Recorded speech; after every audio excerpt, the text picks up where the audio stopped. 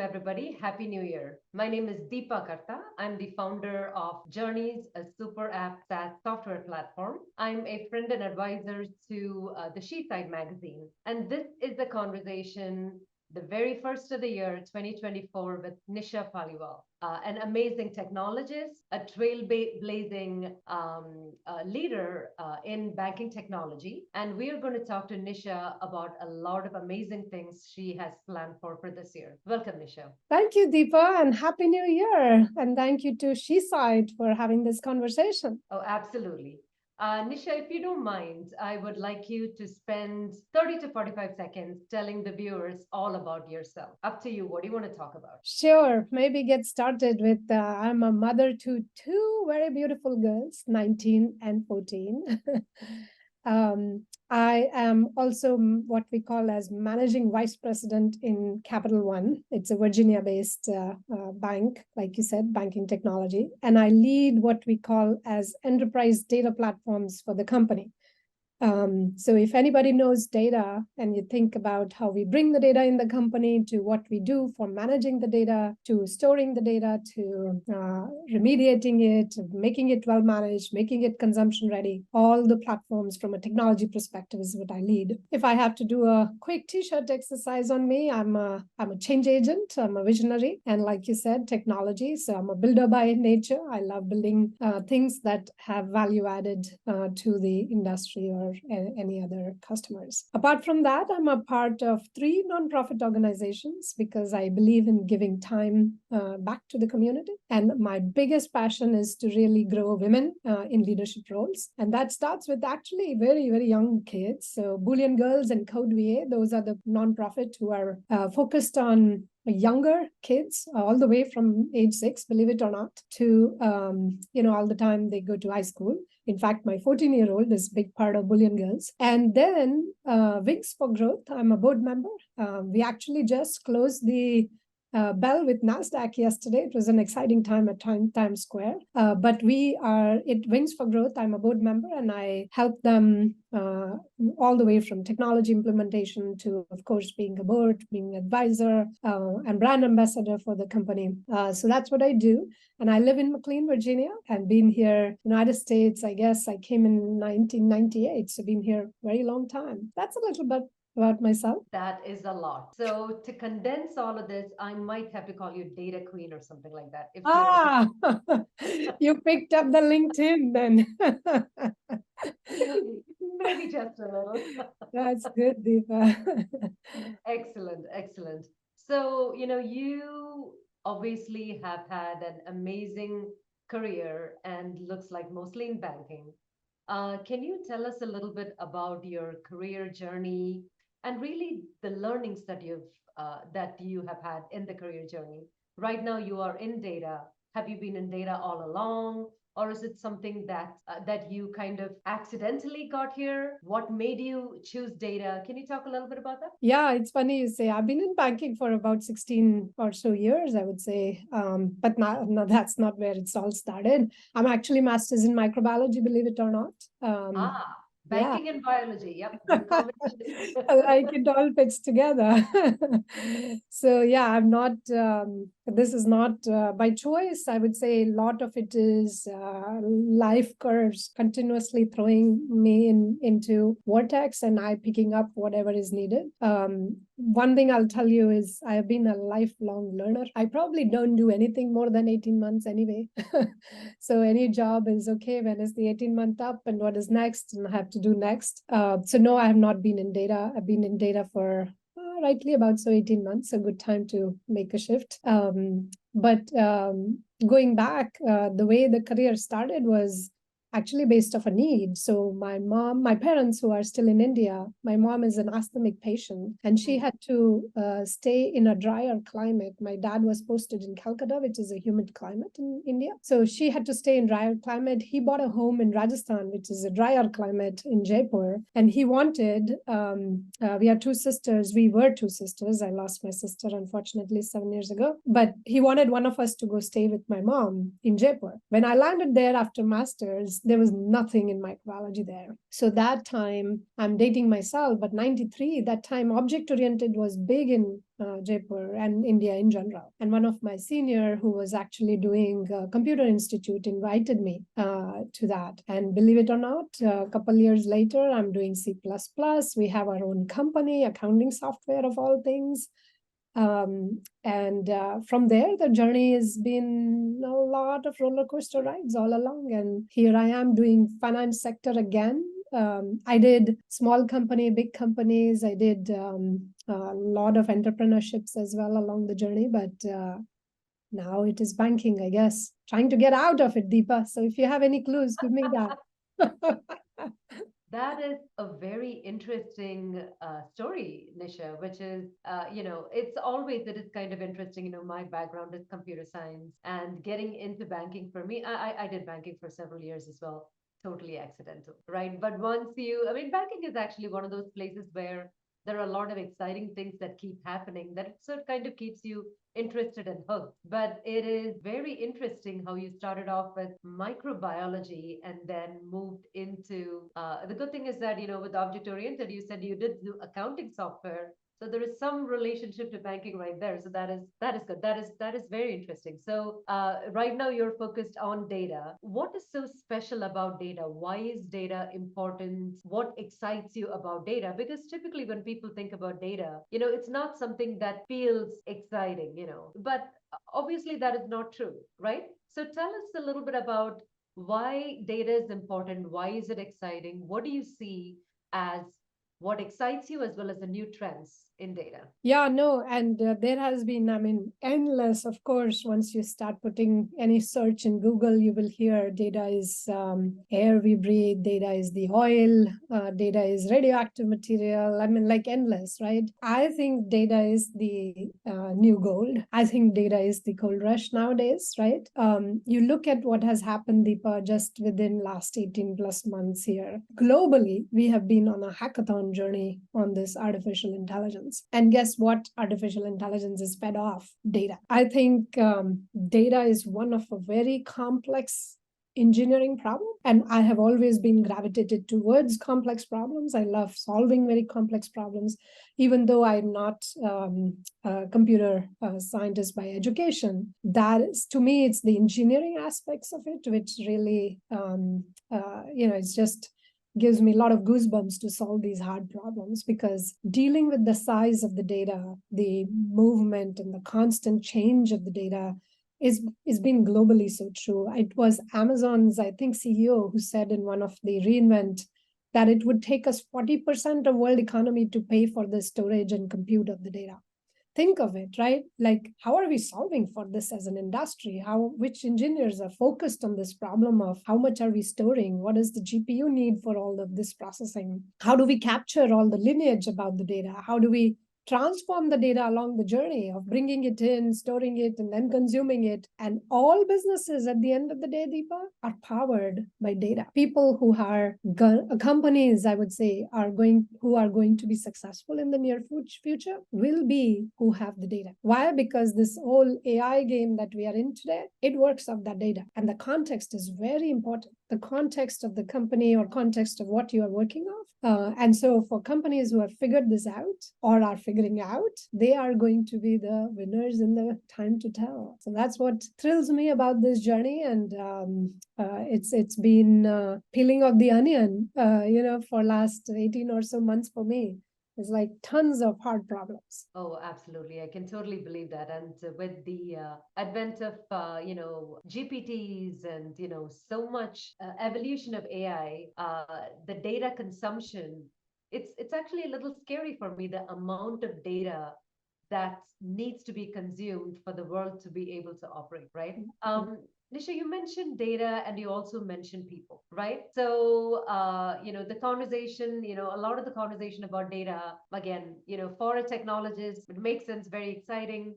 For people who are not in technology, might feel a little dry. But, you mentioned people there, right? So as you are, especially as you're moving from one area to the other, developing teams, obviously, and is a big thing for you to be successful, right? When no matter how much a leader is passionate about an area, it is without the people that really bring it all together, it becomes very hard. What is your secret sauce, if you will, to working with your teams, developing your teams, so that they actually feel the same kind of passion that you do towards whatever the goal it is that you're aspiring towards? Yeah, that's a fascinating question, Deepa. I wish I had a magic wand like Cinderella to give that answer. I keep trying. So, because of my microbiology background, I have been a neuroscience geek along with the journey of my technology for a long time. And my dad, who's my life coach, has taught me that no two human beings, even if they are twins, are not alike. Humans in general are so different, and working with humans require a different level of understanding of each other. And because, what drives you, what drives our listeners doesn't drive me, for example, right? And each one of us are so different. Our value system, our purpose in life is so different.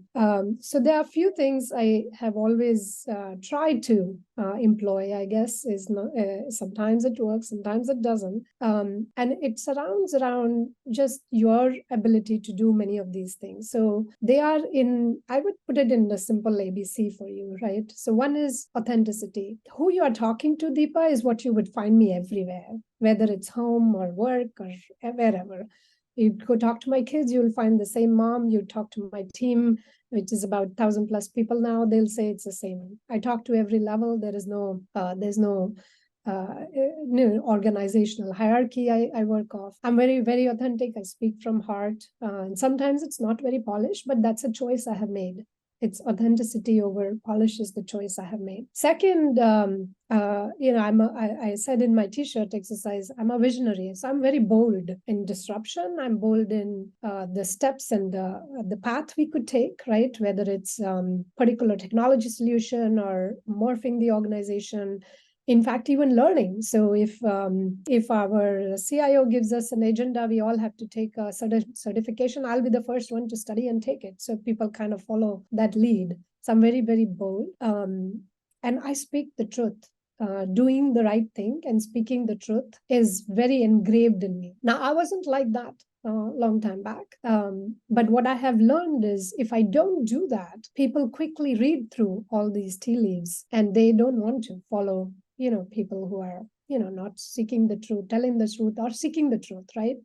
So I followed these principles, and I bring along everybody in those principles through the transparency and the constant conversation, so that everybody can see through the leadership. And then the choice is theirs, right? I mean, it's not like you want to drag people to the water, right? You want people to come, and that's, I think, a pretty big legacy to leave behind in every job is everybody wants to come work with you, right, in the next job. So I've been Absolutely. very fortunate that a lot of people have reached out when I do change jobs that, hey, can I join you back? Absolutely.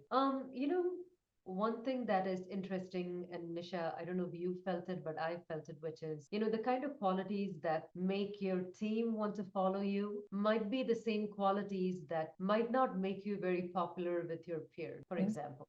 Have you felt those kind of scenarios? What do you do in situations where, again, authenticity, I completely agree with you. It attracts the people that you work with. But how about the other way around when you're trying to maneuver organizational, I'm going to call it politics, we can call it whatever we want, but the reality is that you have politics is basically your way of working with everybody, right? I mean, every organization has that. So how does authenticity and certain ways of working with your team, how does that gel with everything else that is going on around you laterally enough? Yeah.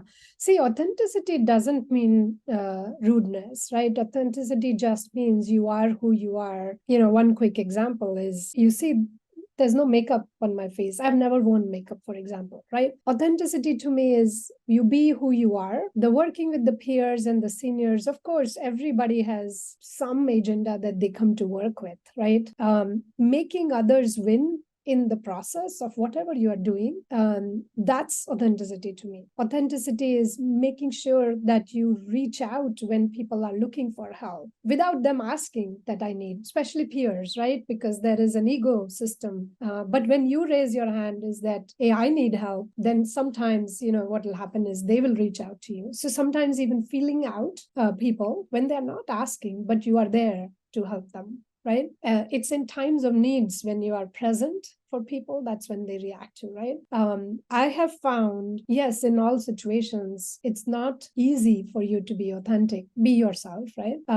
But I have also found on the same hand, if you are authentic, the same people will gravitate towards you, whether knowingly or unknowingly, because that's what they see. Like, a lot of people have asked me this question, Deepa. The corporate America, which you and I know very well, is a very polished society. So you have to be extremely polished and say, what people want to hear. But for the truth seekers, people who are really going after the truth, they are also looking for that set of people who tell them the truth. And I think the magic is somewhere in how to, because everybody wants to hear the truth. It's if you understand, again, back to my point, not two people are same, but if you understand the other person and you try to speak the truth from where they want to hear it, I can guarantee it will resonate. And again, these are not magic ones. Sometimes it works, sometimes it doesn't work. And when it doesn't work, you go back to your mentors, your whatever you listen to, podcasts, books, and you refine your strategies, right?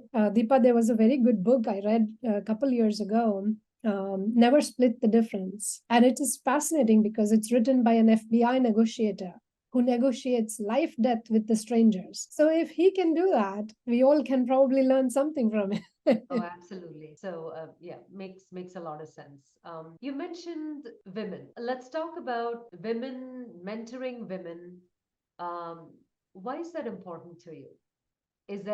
Are there people that have mentored you along the way? Is that what inspires you? Why is mentoring important to you? And how exactly do you mentor women? Yeah, no, great question. So, like I was telling you, we were two sisters growing up, me and my elder sister, who I lost 7 years ago. Of course, I have grown up in her shadows for all my childhood. And so just watching her providing that mentoring, coaching, all through the growing years, because my dad used to move every so often. He worked for UCO Bank, commercial bank in India. And so every few years he would move. And when you move, you don't have friends, right? So who was my best friend? My sister was my best friend. She was only a year and a half elder to me. So watching her all through my growing years, it was just a fabulous journey. And when I came to this country, what I realized is corporate America is very tough, and tough for women of color for sure. And we were very few of us in tech, frankly,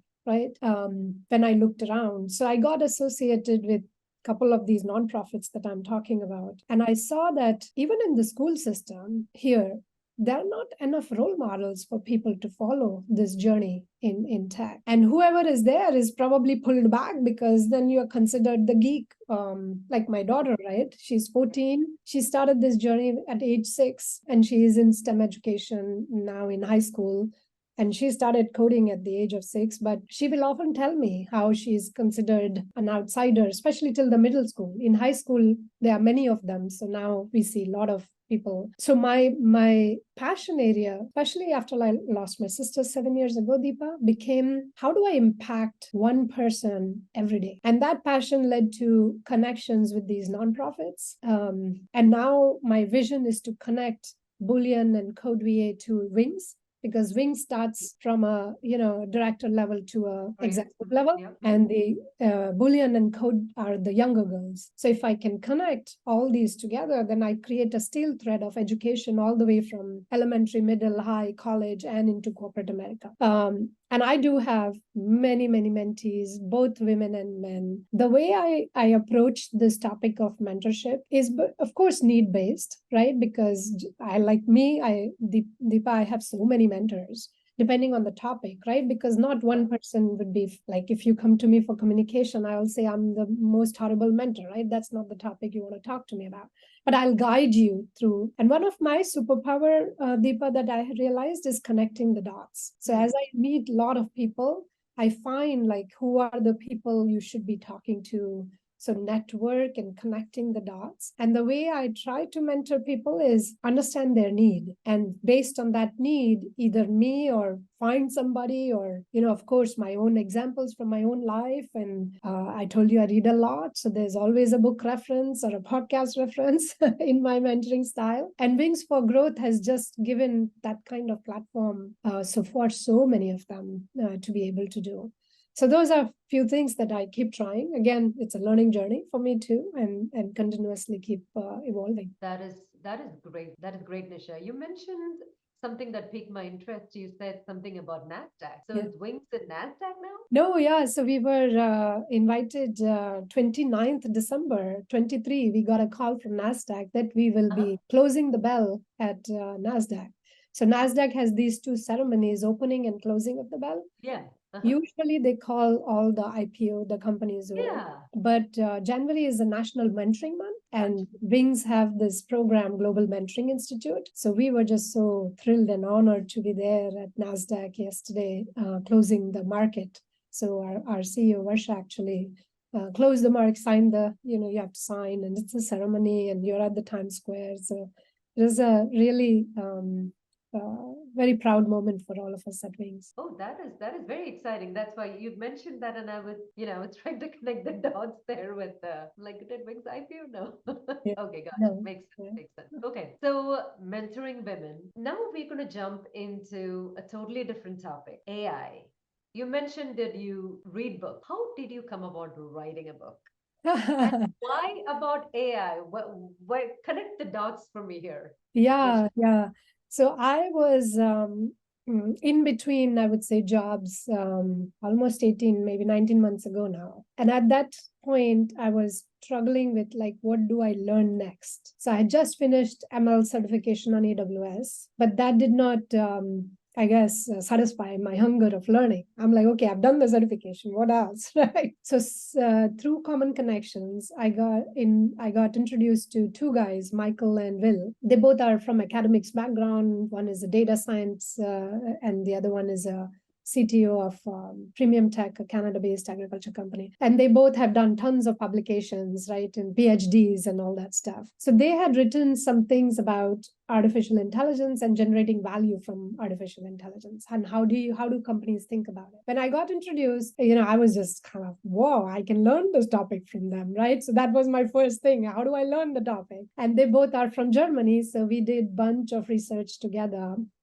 I was just fascinated by the topic and didn't know anything much about the topic, by the way. And then one fine morning, Michael said, would you be the co-author in the book? I said, I don't write.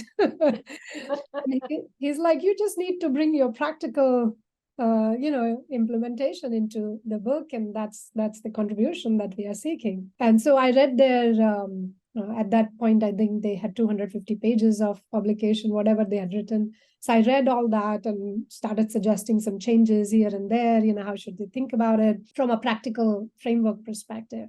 Of course, learning was huge for me. And even when Wiley picked it up for publication, the whole process of publication, I'd never done anything like that because I never thought I would write a book, just like I never thought I'll be at the NASDAQ Times Square.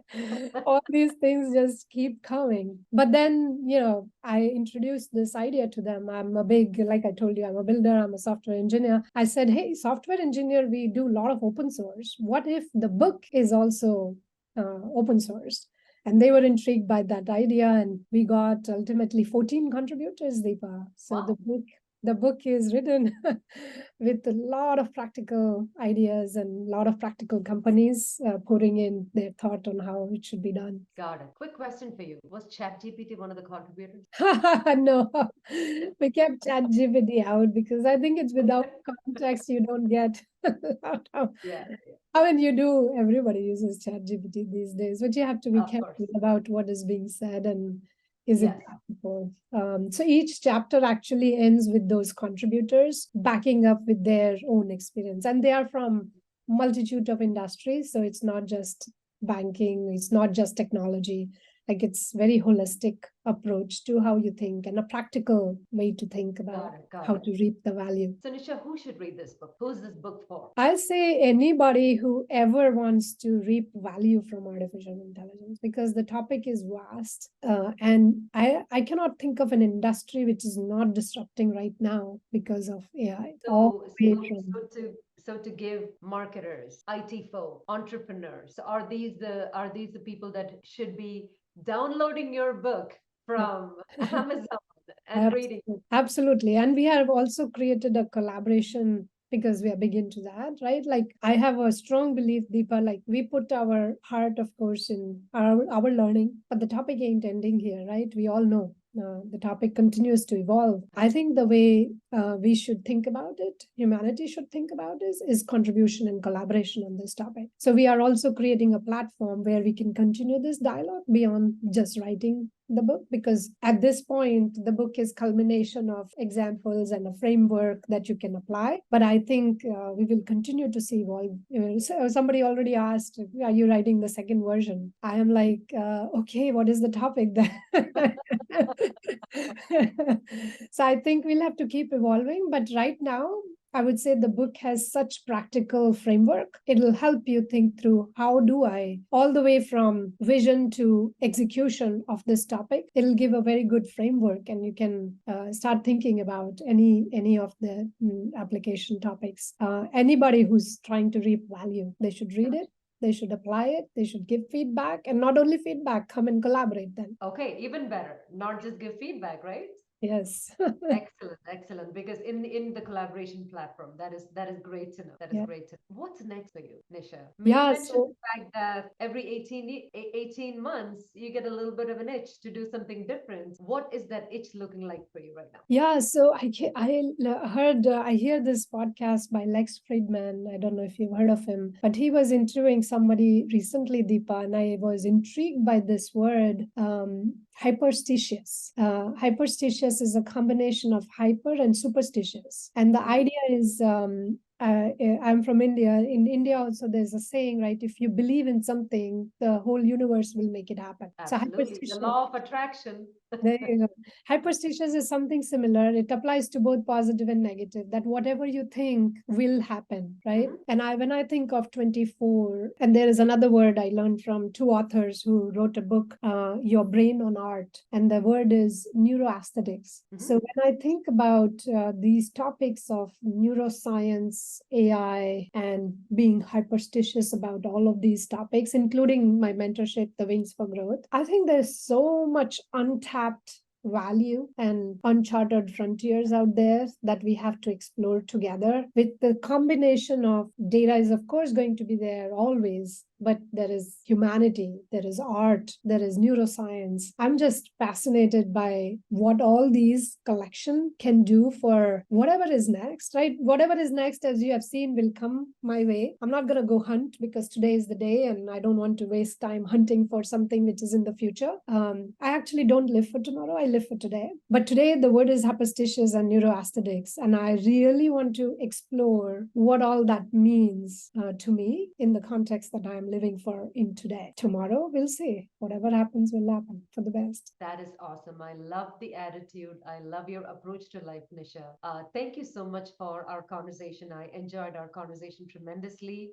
You are indeed a complete innovator, trailblazer, bold, and authentic. And I thank you for our time and all the best with everything that you're doing. Thank you, Deepa, and thank you, SheSight, for having me today. Good luck.